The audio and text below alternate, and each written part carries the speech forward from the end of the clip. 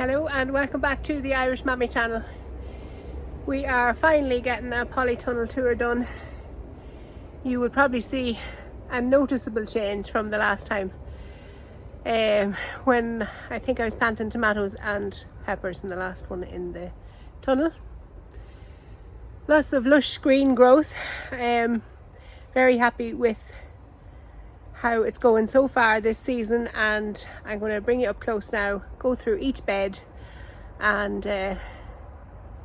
bring you up to date on what's happening in the polytunnel. So I've been working hard on making this as cozy and comfortable a place as possible, as well as productive in vegetable growth. So here we have a bed of sweet corn. This is sweet corn early bird, which grows really well in this climate. Of course the polytunnel will help bring it on much better.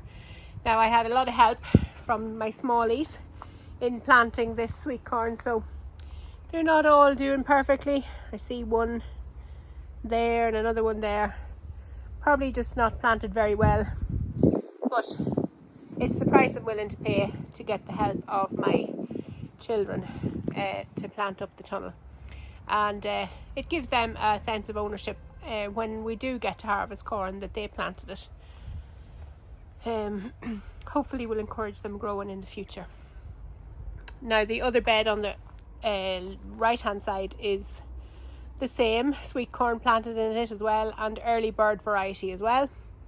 I have also a small squash planted in here, try and remember the name of it.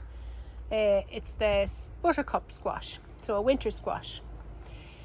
So the idea is, well, I suppose you could call this the two sisters bed. So any of you familiar with the three sisters method of growing, it's usually corn and beans sown together, where the beans climb up the corn stalks, and then squash of some variety planted on the ground underneath to keep the weeds down.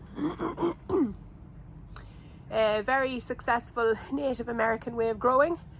And of course all of the plants have a symbiotic relationship in that they all feed each other and help each other in different ways. So this is my version of it. We'll call it the Irish twins maybe. So just one squash planted, and hopefully it will cover the most of the mypex down there and shade out the weeds growing that can grow just in the little holes. The next bed is sprouting broccoli, regular sprouting broccoli, which I could not have expected to get until next January, February, March kind of time. So that's where polytunnel growing can become a learning experience. So now this was sown in October.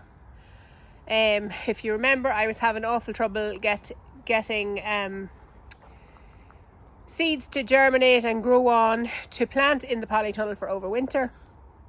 This was my last ditch attempt at sowing after several failed attempts, and they only went in the ground then here in the polytunnel in, I don't know, March, April. So technically this is sprouting broccoli that should take about 12 months to grow, but as you can see it's well sprouted there already. So my plan for this is, because I know it won't last until, you know, the next season, as in March, April, May 2025, which is when it should be growing. So I'm trying to keep it picked now, but honestly I have that much broccoli coming out my ears, I'm not being very successful at it. So what I'm going to do is pull that out another couple of weeks and replant with newly sown sprouting broccoli. And in here I have already transplanted some sprouting broccoli that was sown in April. So these are, I think, cardinal, maybe not, will we see. I have the, yeah, sprouting broccoli cardinal, a nice purple variety of sprouting broccoli. So they're sown at the right time, and I will fill in the rest of all these holes eventually with my more recently sown sprouting broccoli. just because it's typical to have that growing in the hungry gap, as they call it, when you have very little else, and that's what I'm really looking forward to. Down the centre are my tomatoes. If you remember how scrawny these were planted. At the end of April, I think I planted these, so they're really only about 6 or 7 weeks in the ground, so they've really taken off. So down along this side is the Amish paste variety, and along the left are Roma VF, which are great sauce and cooking variety, as are the Amish paste as well. 10 plants of each. So these will be my preserving tomatoes. Now I do preserve other varieties as well, but these are the main ones for cooking purposes. So we'll continue down on the right here. The next bed is my peppers. So they've come on really well in the heat. Even though we've not had great temperatures outside, we've been getting good temperatures in here in the Polytunnel. Anytime the sun comes out, you can be guaranteed it'll be almost 30 degrees at times with the Polytunnel closed. Now that's even a little too warm.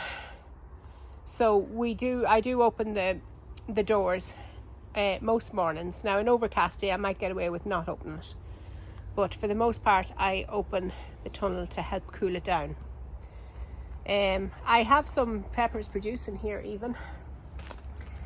Try and get you up close on those. So those are Marconi purple variety. So they're quite dark at the minute. I'm sure they will get a lighter purple as they ripen, although there would be nothing stopping me from picking them now, and I'm presuming that's the same variety then in behind as well with more peppers. Some more coming here I see on this plant. They're more of a bell variety, but let's see if I can find the name. Nope, can't read it from here. But it will be an orange variety. I can see orange on the label. So yeah, plenty of peppers in their infancy at the moment. But they're getting there, and loads of flowers, which of course is where they will be producing fruit. And the next bed down is empty. I've just emptied this out yesterday. I had the kids up helping me. So this was my dwarf peas. And now the plan is to get leeks and celery in there, and I'm actually going to probably add in my leftover onions. I got roughly about 100 onions put in the ground at home outside, and I still have plenty left, so I'm going to stick them in here. Not sure how good they're going to come on, but they'll grow into something at least. And on down this long bed in the centre of it, I have beetroot. Very much under attack by caterpillars at the minute. So one thing we have battled in these polytunnels the last few years is caterpillars, and I've been looking up the type of caterpillars because they're not your typical ones that you find on brassicas, though beetroot are a type of brassica plant. But potatoes, peppers and tomatoes are all being attacked by a particular caterpillar. Now the research I've done has shown me that it's possibly army caterpillars, but I just can't be sure if I'm right on that. As you know, Google search isn't really a great encyclopedia after all, because I can't be sure if the army worm or army caterpillar is actually a pest in Ireland, to be honest. Any of the information I'm getting is from the US. But regardless, it's a caterpillar and it's a pest. And while it's not really very damaging to my potato foliage, I mean, it's eating the potato foliage, but it's not going to affect my crop. Well, unless it was really bad, of course, where they wouldn't be able to take in energy from the leaves. But it does affect the tomatoes. So they eat away at the leaves mostly, but when the fruit starts to ripen, they do start to also attack the ripened fruit. And I did lose a good bit of fruit to them last year. So I have BT on order. And I mean, I even put up nets. I don't know if you can see right down the back there, but I actually have butterfly nets up, which is kind of ironic. The butterflies trying to get out of the polytunnel probably. I do think the caterpillars have been here in the soil overwintering. I think this is our 3rd year battling with them now.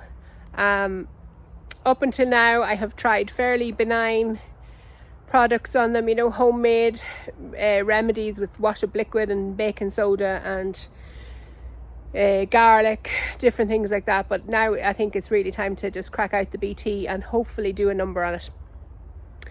And I do have brassicas here, and they're not even being attacked near as badly as everything else. There are some caterpillar damaged brassica plants, but mostly the potatoes are the worst affected and the beetroot. So I'm just going to have to come in and spray absolutely every plant with BT. That seems to be the only solution at the minute.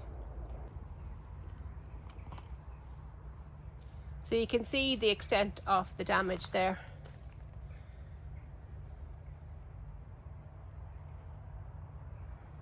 But it doesn't affect the actual roots themselves. These roots are screaming to get out of the ground and be harvested because they're huge. And that's what's just made me come ahead and do this tour today, because I really need to get these harvested. So these are the golden beets here, and I sowed about 2 rows of a Detroit 2, I think, red beet. So I'll be harvesting all these in the next few days. There are onions interplanted, if you recall from the planting video. There are onions interplanted among the beetroot. They're kind of not visible at the minute, really. When I planted them, I didn't expect to get a good harvest of onions. I was just using them as a deterrent for carrot root fly, because we have carrots in the next half of that middle centre bed. And these are growing fantastic.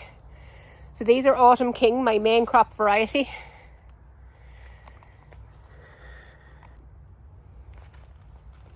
And I just want to show you how well they're coming on. And again, they're not near fully grown yet.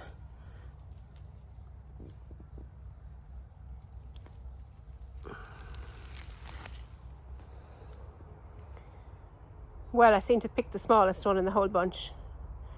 Get that to focus.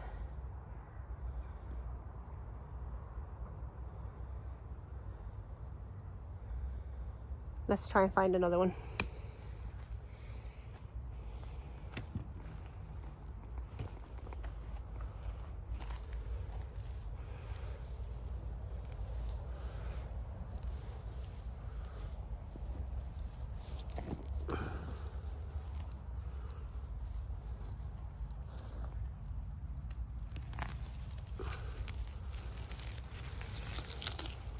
Yeah, that's more like it. So like I said, they are only about maybe 6 or 7 weeks. I'd be expecting 12 weeks to be ready to harvest. Just throw those there.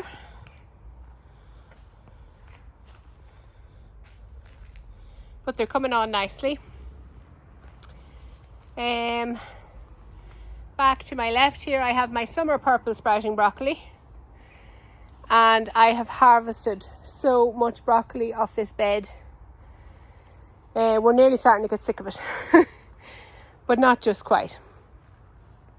So I'll bring it up closer to the little florets here. They are so tasty. The kids love these even raw. In fact, I'd say they prefer them raw to cooked. But they're gorgeous, thrown into stir fries.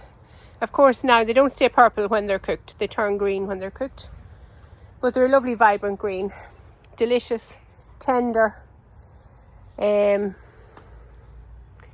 more can you say? It's broccoli. And it's very easy for the kids to come up and harvest as well. Another added bonus. And down on the left here, I have my larger salad and slicing tomatoes, mostly on this side, all coming on quite well. All side shooted up at this stage. Now they're a little bit curly. They could probably do with water, and I did leave the polytunnel open last night, so that's probably not helping. But we have some baby fruits. That's the Debarau variety, and the next one is Marmont, which is usually quite fluted fruit. Coming along nicely. So we're looking at 3 trusses of fruit so far on most of those varieties on down the row. The next bed I've harvested off just the other day. I'll probably put up a picture of the box of broccoli, Calabrese broccoli, that I harvested the other day. Still a few left, and actually they're probably ready to harvest now at this stage. A nice head there, still quite tight, and then here's the smaller ones. They're still coming on, so not all coming along at the same time, which is good. Though I have, I think, 8 heads in the last harvest, but it's blanched and frozen, so it won't go to waste.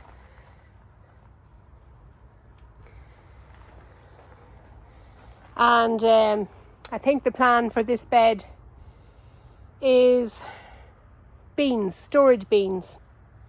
I can't remember the name of the bean now, but it's a white storage bean that I'm planning on putting in here when I pull these out. Now I have left the harvested, the plants from the harvested heads, because they will throw out small shoots.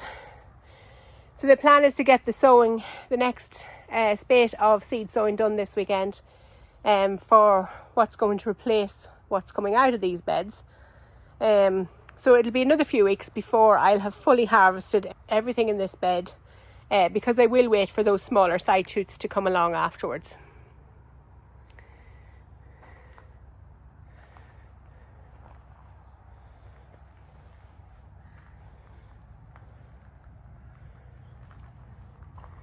This tomato variety here is Tigerella. It's taken me by surprise this year, because I grew it last year in the greenhouse at home, and I was less than impressed with it production wise, but already here it's doing much better. Like that truss, there's an outrageous amount of fruit on that. And at home last year too, it was only producing cherry sized tomatoes, but they seem to be getting much bigger this year.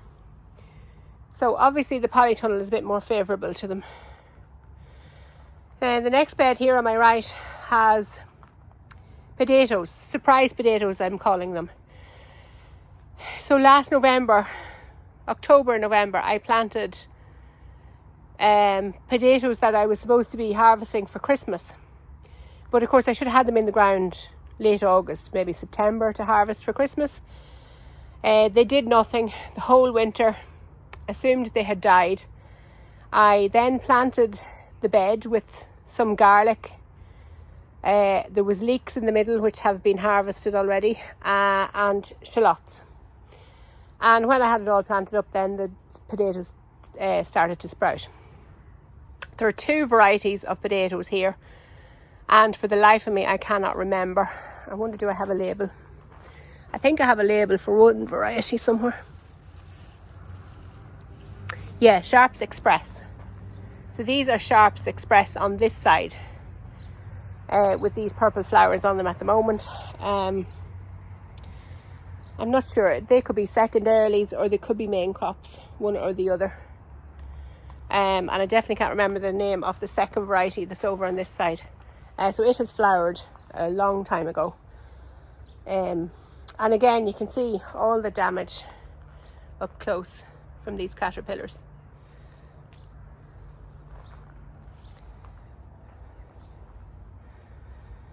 But I've still got a harvest since the roots are under the ground. And my shallots are coming on nicely there. You can barely see them till you look up close. But they're coming along nicely.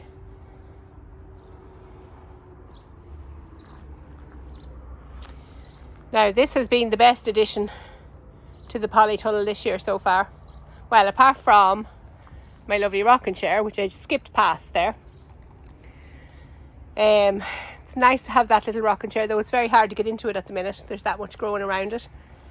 But yeah, when I'm up here doing a hard day's work, it's nice to take a break every half an hour or an hour and relax for a wee while. And this of course is handy when I have the kids up. Snacks are great for attracting kids to do gardening work. So we'll bring a mini picnic with us. Even honestly, a bottle of fizzy drink is a great incentive for kids. I've started making water kefir, so I can even give them fizzy drinks guilt-free as well, which is even better. And so yeah, they gather around this table, and of course I sit out myself. But yeah, it's important to be able to sit and relax, rest after doing a hard couple of hours grafting, and use it as a social space as well as a productive space. Now we still have lots of plants over here beside the hose to keep them watered. Weeds as well growing. I had my overwinter onions in this front half of the bed. They have been harvested and are at home drying out on a rack. My garlic is at the back there. It's ready for harvesting as well. I did do a test harvest on it, and it's definitely ready for out. You can see the ends of the leaves starting to go brown there. I hope you can see it in that light. Yeah, so once the first one or two sets of leaves have turned completely brown and the ends of the rest of the leaves are starting to turn brown, it's time to harvest. You don't want to leave it in the ground too long, because those sets of leaves go down to the outer layers of the garlic. So that's what's protecting the cloves of garlic as well. So you don't want them to get too dried up and deteriorated, because they could potentially start to rot. So I'll be getting that out in the next few days, which is, I really wanted to get this tour done because I have so much ready to harvest, but I didn't want the place empty when I was harvesting either. Here we have brassica plants. Now these are looking starved. They are. That's why they're so purple and orange and yellow and various colours, because they're just starved of nutrition at this stage. They need to get into the ground. So these will be filling in some of the empty spaces as I harvest, and they'll come fine. I'm happy that they will look much healthier once they get in the ground. And over here it's just some leftover tomato plants. I like to hold on to a few just in case anything were to happen. The ones I have planted in the ground, they'll do as replacements. They do look dying looking, but I know that they would come all right if they were planted in the ground. Marigolds there that I just they had self-seeded in the one of the carrot beds, and I just took them out, grew them on, and I have used some of them and planted underneath my tomato plants. And this is peppers, a few spare peppers that I will be bringing home to put in the greenhouse at home, just to fill in the space there.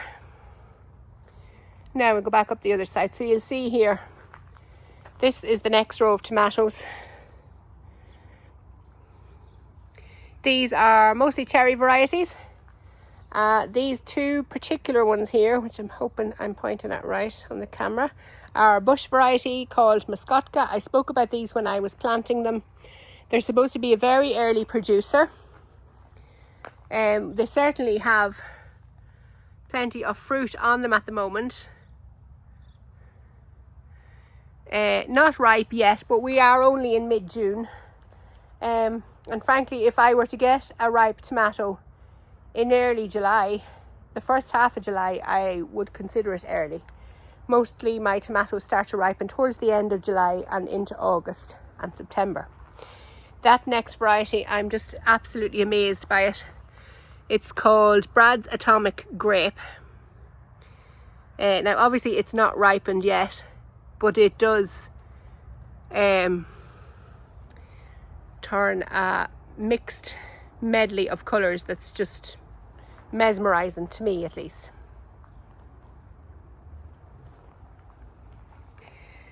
So plenty more varieties as you walk on there of different cherry tomatoes. I actually see one ripening,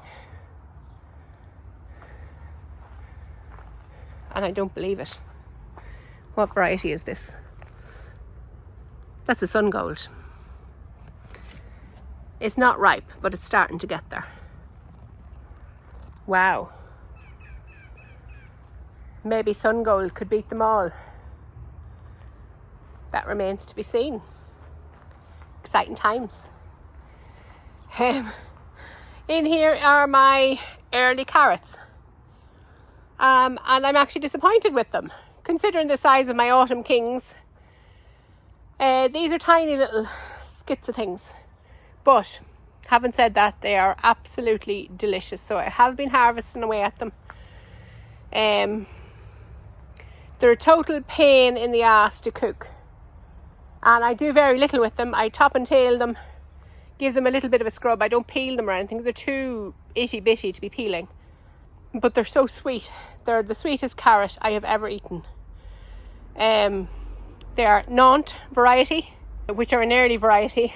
And I have grown them before, but maybe I just never harvested them this small.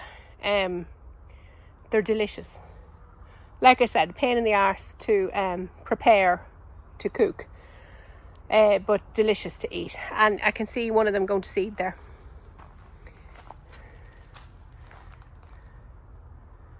So it's probably time to get all of them harvested and refrigerated to eat over the summer. Now these are my pride and joy, and again this is the lesson I'm learning in growing in the polytunnel. So up until now, whilst I've been growing for 8 years, my polytunnel growing only consisted...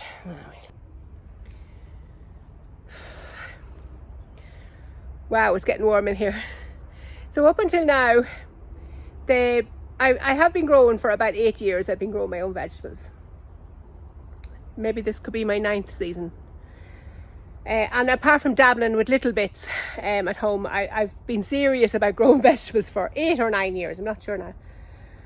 But my polytunnel growing and greenhouse growing has only ever been warm weather crops. I have usually been limited by space. Firstly, I was growing in pots in a greenhouse. Then I shared the space next door, and I only had 5 beds. So that was dedicated to tomatoes and peppers, cucumbers, the like. Whereas this year I've been planting everything, all the brassicas, and I'm finding that brassicas react much differently in a polytunnel than I'd have expected, as in they grow much faster. So this is a variety of cabbage, Savoy cabbage, and Savoy cabbage is a variety that's sown in springtime and very early summer and harvested throughout the winter. It generally takes a long time to grow. But obviously the polytunnel has other ideas. Like you can see, this was sown earlier. This was sown during the winter, but it was only plug plants put in the ground in April. And they've just took off. They're like barely 8 weeks in the ground, and they're just humongous. I'll put my hand up there for reference, so that'll just show you how big those leaves are. And they are starting to head up. They're not just firm enough for harvest yet, but they are heading up nicely. So my next dilemma is, I was planning on having these for the winter, so now I'm going to have to cook cabbage in these this summer. But that's a nice predicament to have. And I also now have to plan getting more into the ground. And I do have some sown. I mean, I'm always looking at brassica plants. I kind of keep them sown to stick in whenever. And even though I might end up throwing lots out, I'd rather that and be looking at them than looking for them, as they say. So I have to plan where my Savoy cabbage is going to go that will produce during the winter. And I would much rather have it during the winter I associate it as a winter vegetable, but also it holds better. Like when these heads are ready for harvesting, with the heat in here and the rate of growth that they're going to be going through, the heads will start bursting very, very fast once they're ready. So I'll really be looking at having to harvest all of them pretty much at the same time. Whereas during the winter, their growth rate has slowed so much that I can just harvest as I need them. So again, we'll have to just work on the timeline for that and figure out where they're going to go. But we'll manage it. But that's gardening. No matter how much experience you have, you're always learning. So next up here on the right, ignore my dead plants and plants that's gone to flower. So these are brassicas that are to be thrown out. Chickens will most likely get them. But this bed is squash and melons. So I have one casualty already at the back. That plant didn't take, but I will just direct sow seeds in there. That is another of the buttercup squash that I have sown in along with the sweet corn. My next one is, where am I pointing? My next one is butternut type. It's called Hunter, an F1 variety. Here we have a watermelon. Crimson Sweet is the name of that variety. Another watermelon here called Sugar Baby. Another not very healthy looking plant here. That's a melon, Emer F1, and that's another of the same variety, Emer F1. I think they're a cantaloupe variety. I also have my peach tree here. Not looking super healthy. Definitely getting plenty of water. Shouldn't need a feed because it's just transplanted into this lovely fresh compost in the spring. But I'm seeing definitely some pest damage of some sort that's going to require investigation. Possibly that is spider mites, but I'm not entirely sure. I've only just seen that now, so that will require more investigation. The next bed is cauliflowers. I have one Hunter butternut squash planted in there as well, because these cauliflower are nearly ready for out. You can see they're just starting to head up in there. And these are from the same sowing that I planted in the greenhouse at home. I planted the ones in the greenhouse earlier, and I was harvesting those over the last 2 weeks. And then in here, as the cauliflower comes out, I'm putting in, I'll be putting in more green beans. So I have green beans sown here. These are dwarf green beans, which I absolutely love. So they're just starting to germinate there, and they're only sown a few days. I see another one there. So these empty holes are sown with green beans, and like I said, as I empty and harvest out the cauliflowers, I will be sowing more green beans in there, and they'll produce for the rest of the summer. These tomatoes are the Roma VFs, and they look much different to the rest of them. You see, the rest of them basically look like sticks going up the strings. So I do absolutely butcher my tomatoes. We've such a limited climate here in terms of heat, that side shooting tomatoes is the only way to make them produce reliably. So I leave them for a while in the ground, and then I come along and basically butcher the heck out of them. So I remove all the side shoots. I also remove all the lower leaves up to the first truss, and then as the trusses ripen and are harvested, I continue to remove leaves up the stem to help control viral and fungal diseases, because we're so humid here. Usually we often have wet summers, and coupled with the heat, then viruses and fungal diseases just take off like wildfire in this kind of environment in a polytunnel. So For that reason, I keep the leaves trimmed as much as possible, and they do look a bit ridiculous towards the end of the season, where they're just long stalks halfway up the string, and then finally you come across a few leaves and lots of fruit. And I do have to top them off come well, I often leave them till mid-August to top them off. It does break my heart to stop them from growing, but I know I have to do it to get the fruit to ripen in time. That's the problem.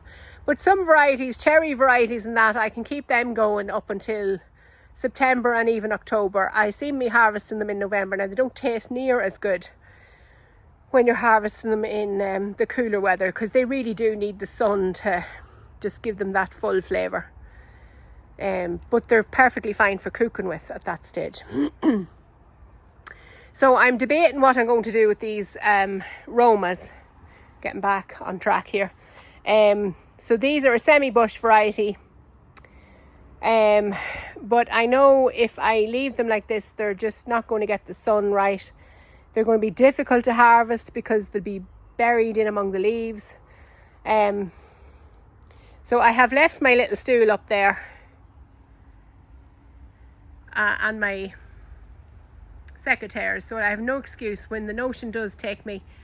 I've all sitting, waiting, ready to go to do something with them, thin them out slightly at the very least. The next bed is my early potatoes. I'm delighted with these. I just took two plants I think out the other day to test if they were ready. I mean, they looked ready. So the foliage is all fallen over. I had been concerned that maybe they hadn't been getting enough water and that was why they were falling over, but then it started to yellow, and I was convinced then that they had to be ready. So we dug up 2 plants there. My son was helping me and he was elected with himself. It was like digging for gold. And we actually ate the first crop, the first harvest last night. And let me tell you, they went down like sweet milk. There's nothing to beat that first taste of an early new potato in the summer. It's just magical. So I have 2 little nephews who are going to come and help me. They planted some potatoes themselves at home, but I think they may have succumbed to blight. So I promised them they could come in and harvest potatoes in the Polytunnel. So I'm hoping they're as excited as my son was. They're younger again. 2 and 4, I think. So yeah, they'll be delighted. For 5 minutes probably, like all the rest of them. But I want to give them that experience at the same time. So yeah, I'll be harvesting from this over the next few weeks. I'll harvest, and then I'll do one final harvest and take everything out for storage at home over the summer, and then replant. And I actually have planned to put popcorn in here. I was ordering a few more seeds because I'm badly in need of seeds. I was ordering some more seeds from Seed Savers, and came across a variety of corn that's for popcorn. And I thought that would be a good novelty for the kids. So that's on my to-do list for sowing this weekend as well. Now, obviously, it's a different variety to what I have here, and there is a danger of cross-pollination, which would ruin your crop for sweet corn, because it's the actual seeds you're eating and you don't want them cross-pollinated. But because these are already grown, I'm hoping that these will be in flower before the new variety that I'm planting. So they shouldn't be pollinating at the same time. That's the plan, at least. So as far as I know, that's an acceptable way to grow multiple varieties of corn, is if they're sown at different intervals to flower at different times and therefore not cross-pollinate. Look, it's an experiment. It'll be something, like I said, a novelty for the kids, if nothing else. And if it works, it works. If it doesn't, we'll know again. We'll know better for next year. And here we are back at the sweet corn again. Like I said, both of these beds are the same variety of sweet corn, early bird, an F1 variety, and a melon planted with this sweet corn. So that's another crimson sweet melon to grow along the bottom. Like I said, Irish twins here instead of three sisters.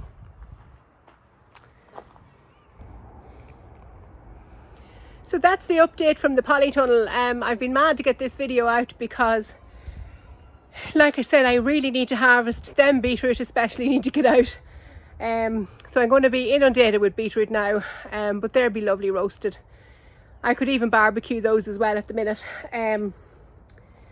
The rest now, obviously I'm not going to eat all those beetroot in the next few weeks, but the plan would be to chop and freeze, and I'm hoping I can freeze them raw. I think they should do well frozen as raw beets. And of course some of the red variety will be turned into beetroot relish. I will at some point sow another sowing of beetroot towards mid or late summer for growing over the winter, and probably in some of these beds as well. So that will, and I have got more seed. Actually, that was one of the reasons I needed to order seed. I wanted to order more golden beets. Even though I haven't tasted this variety yet, I'm pretty sure I am going to like it, and I do think they'll go down okay with the kids. It might just take a little bit of convincing, but not as much as the red varieties.